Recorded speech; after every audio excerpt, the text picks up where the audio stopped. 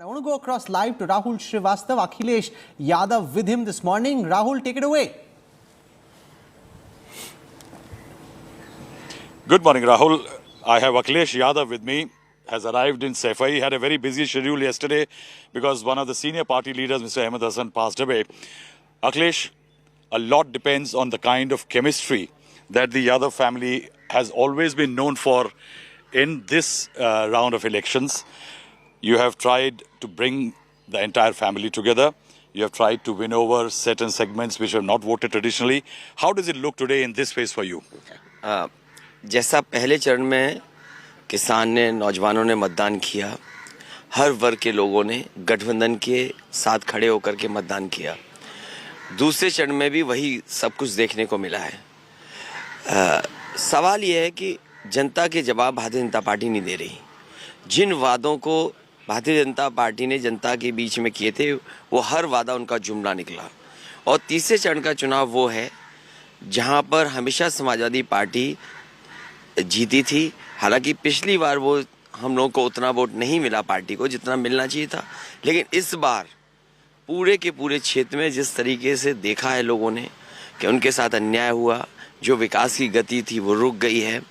किसान को परेशानी उठानी पड़ी, न उनकी फसल खरीदी गई, धान लूटा गया, आलू बर्बाद हुआ, बिजली महंगी है, बड़े पैमाने पे बेरोजगारी है, जानवर से खेत नहीं बच पा रहे। ये तमाम सवाल हैं जिनका जवाब इस बार मतदान करके जनता देना चाहती है। समाजवादी पार्टी जनता के साथ है, जनता परिवर्तन चाहती है, जनता बदलाव चाहती है। अखिलेश, पिछले चुनाव में ये देखा गया कि बीजेपी ने इस आपके परिवार की, आपकी मुलायम सिंह यादव, आप शिवपाल जी की एक तो फैमिली फूड, उसके अलावा एक जो केमिस्ट्री थी आप लोगों की, उसको अरिथमेटिक से हराया।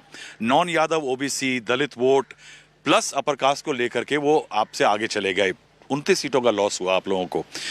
इस बार आपने कोशिशें की हैं, कुछ नेताओं को लाए हैं। क्या आपको लगता है अम्बेडकरवादी आपकी जो कोशिश हुई है, ये कोशिशें आपको उस वोट बैंक को खींचने में मदद करेंगी? देखिए, भारतीय जनता पार्टी कंफ्यूज है। अगर नेताजी साथ नहीं खड़े हैं तो मैं जानता हूँ वो क्या भाषा का इस्तेमाल करते हैं। नेताजी साथ खड़े हो जाएं, वो अपने क्षेत्र में अगर वोट मांगने जाते हैं, केवल मेरे लिए नहीं बल्कि पूरी पार्टी के लिए अगर वो अपील करते हैं, अगर उनकी इच्छा है, ज़िंदगी उन्होंने गुजार दी राजनीति करते करते, अगर उन्हें पता है कि चुनाव हो रहा है और उनके क्षेत्र में लड़ रहा हूँ मैं, अगर वोट मांगने आते हैं तो तकलीफ़ है। आखिरकार भारतीय जनता पार्टी को तकलीफ़ इस बात की है कि इस बार जनता उनके खिलाफ खड़ी है। नेताजी, परिवार, चाचा सब लोग साथ आ गए हैं। ये बड़ी तकलीफ़ है क्योंकि भारतीय जनता पार्टी लोगों को झगड़ा लगा के राजनीति करती है, लोगों को बांट के राजनीति करती है। जब उत्तर प्रदेश की जनता को और किसानों को अपनी आय दोगुनी है, तब इनकी भाषा क्या है? नौजवानों को नौकरी नहीं दे पा रहे, रोजगार नहीं दे पा रहे, और भाषा देखिए क्या है इनकी। तो इसलिए इस बार मेरी कोशिश रही कि जहां क्षेत्रीय दलों को मैं साथ लाया हूं, इस क्षेत्र में भी जो हमारी पार्टी से अलग हो गए थे, चाहे वो चाचा ने जो नई पार्टी बना ली थी, उन सबको साथ लाने की कोशिश है। और उसका परिणाम अब दिखाई दे रहा है कि जैसा पहले चरण में हुआ, दूसरे चरण में हुआ, तीसरे चरण में भी बड़े पैमाने पर समाजवादी पार्टी और गठबंधन के पक्ष में मतदान होने जा रहा है। बीएसपी का थोड़ा मध्यम होना क्या आपके लिए फायदेमंद सिद्ध होता है बाइपोलर कॉन्टेस्ट होने में? नहीं, कई जगह बहुजन समाज पार्टी या बहुजन समाज पार्टी की विचारधारा को आगे बढ़ाने वाले लोग बड़े पैमाने पर समाजवादी पार्टी के साथ आए हैं। और मैंने जगह जगह अपील की है कि जिस तरीके से भारतीय जनता पार्टी संविधान से खिलवाड़ कर रही है, लोकतंत्र से खिलवाड़ कर रही है, और जिस तरीके से प्राइवेटाइजेशन हो रहा है, हमारे अम्बेडकरवादी लोग ये जानते हैं कि यूपी में जब भी वाइस चांसलर का अपॉइंटमेंट हुआ है, उनके लोग नहीं हैं अपॉइंटमेंट में। जब प्रोफेसर्स की भर्ती हुई है, उसमें कोई उनका नहीं दिखाई देता है।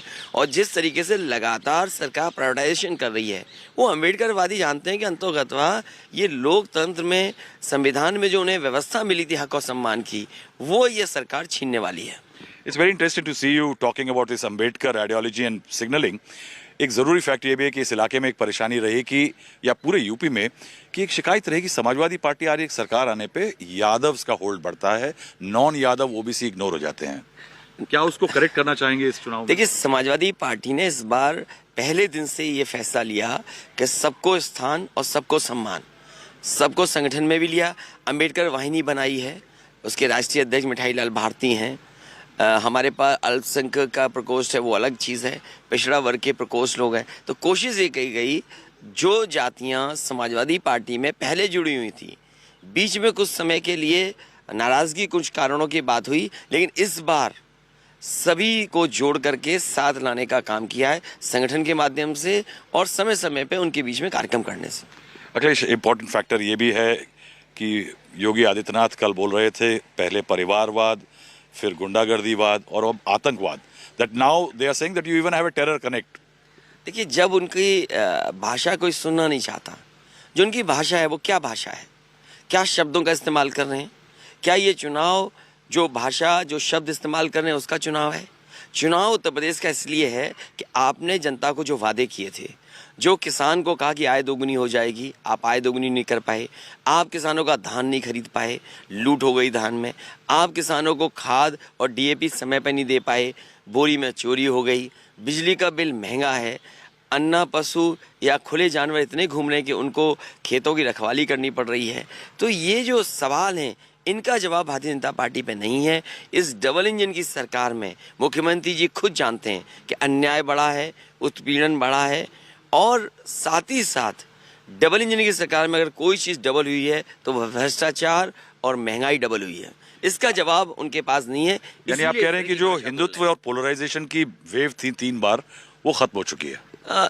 देखिए, ये डर नहीं है आपको? बीजेपी का हमेशा जैसे ही चुनाव आता है वो उनका तरीका है काम करने का, कि कैसे सोसाइटी को डिवाइड करें, कैसे हिंदू मुसलमान करें, हर पुरानी नई चीज़ या सदियों पुरानी चीज़ों को उखाड़ करके लाएंगे और जनता के सामने रखेंगे। लेकिन आज नौजवान जागरूक है, आज नौजवान नौकरी रोजगार चाहता है। कोविड के समय पे उन्होंने संकट देखा है, परेशानी देखी है कि उन्हें अस्पताल नहीं मिला, दवाई नहीं मिली, बिस्तर नहीं मिला और ऑक्सीजन ही सरकार नहीं दे पाई। आप किसान की मदद नहीं कर रहे हैं, बड़े पैमाने पे नौकरी बेरोजगार घूम रहे हैं। आपने वादा किया था कि हम कारखाने लगाएंगे, इन्वेस्टमेंट मीट की थी, डिफेंस एक्सपो लगाया था। आखिरकार डिफेंस एक्सपो, इन्वेस्टमेंट मीट का क्या असर दिखाई दे रहा है? 1 डिस्ट्रिक्ट 1 प्रोडक्ट की बात कही, क्या आपने एमएसएमईज की मदद की है? तो ये जो इंडस्ट्री को नुकसान पहुंचा, कारोबार, नौकरी नहीं मिली, 11 लाख पद खाली हैं, नौजवान जानते हैं इस बात को। तो बाबा मुख्यमंत्री ये बताएं ना कि 11 लाख पद क्यों खाली रह गए 5 साल में? यानी जो लाभार्थी अन्न योजना, जो लॉकडाउन में अन्न मिला, वो उतना बड़ा फैक्टर नहीं बन पाएंगे। जनता ये जानती है कि पहले राशन नवंबर तक था, जनता ये भी जानती है कि मार्च तक राशन कर दिया है, जनता ये भी जान गई है कि दिल्ली के बजट में राशन के लिए कोई इंतज़ाम नहीं किया गया। और जब प्रदेश सरकार ने कोई इंतज़ाम बजट में पहले नहीं किया तो आने वाले समय में कैसे देंगे? इसलिए समाजवादी पार्टी ने कहा है कि गरीबों को राशन और उनके पौष्टिक आहार का इंतज़ाम समाजवादी सरकार में होगा। और जब तक समाजवादी सरकार रहेगी, राशन के साथ साथ उन्हें घी और सरसों तेल भी दिया जाएगा और उनका पौष्टिक आहार कैसे उन्हें मिले, स्वास्थ्य कैसे अच्छा हो, उस दिशा में काम करेंगे। You have to vote for yourself Akhilesh. अपनी पार्टी के लिए वोट देने वाले जाने वाले हैं। करहल यानी जो आपके खिलाफ खड़े हुए हैं, वो एक समय आपके साथ खड़े हुआ करते थे। नहीं, उनका तो कोई भरोसा नहीं है। वो तो जहाँ जाना चाहेंगे वहाँ चले जाएंगे। उन्हें स्वार्थ जहाँ दिखाई देगा, कभी समाजवादी पार्टी में थे, कभी बसपा में थे, आज बीजेपी में हैं। कल कहाँ होंगे? कल हो सकता है बसपा में हो, कल हो सकता है समाजवादी पार्टी में आ जाएं। उनका क्या है? वो तो केवल यहाँ किसी दिल्ली वाले बड़े नेता ने उन्हें कहा कि जाओ करहल में कुछ माहौल बनाओ, वो माहौल बनाने आए थे। वो तो दावा ये कर रहे थे पाल लोगों के गांव में जा कर के, कि पाल लोगों, मैं लॉ मिनिस्टर बन गया हूँ, देखना आप आने वाले समय में चीफ जस्टिस आपका होगा, सुप्रीम कोर्ट में जजेस आपके होंगे, आपके हाई कोर्ट में जजेस होंगे। कमाल के न्याय मंत्री हैं। क्या ये मंत्री अपनी बिरादरी के जज बना सकते हैं? क्या अपनी बिरादरी के सुप्रीम कोर्ट में जज बन जाएगा इनके कहने से? क्या हाई कोर्ट में जज बन जाएगा?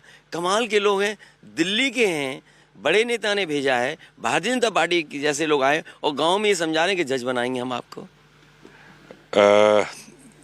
सफाई में आप कितनी बार अब वोट दे चुके हैं?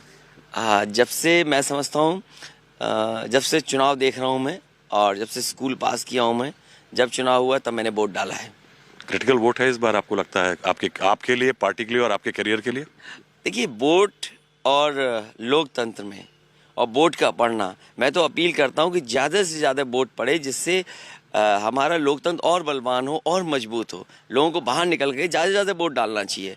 और क्रिटिकल तो नहीं कहूँगा, इस बार साइकिल की रफ्तार बहुत तेज है।